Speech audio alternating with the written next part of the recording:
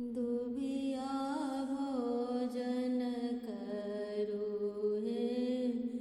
सामा चकेबा लागी गेल पान के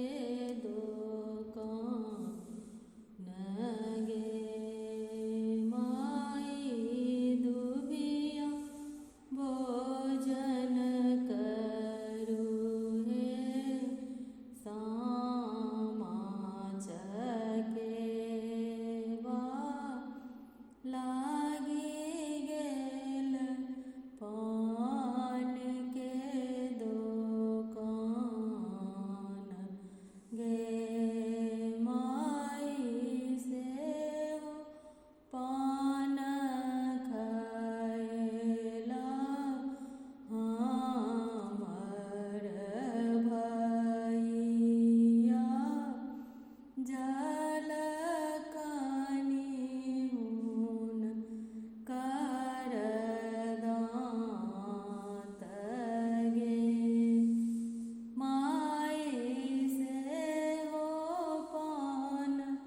खयला हमर भैया जल कनि हुनकर दाँत गे माई दुबिया भोजन करू हे सामा चकेबा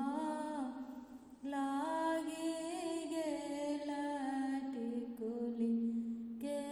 दोकान गे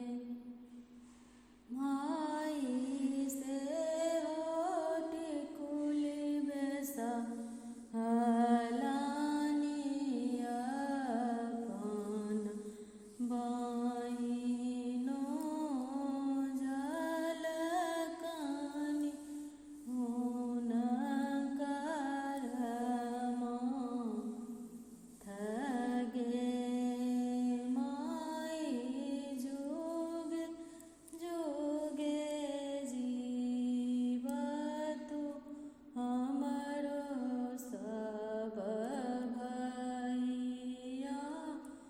बहिन सबके पूरनु आस गे माई बहिन सबके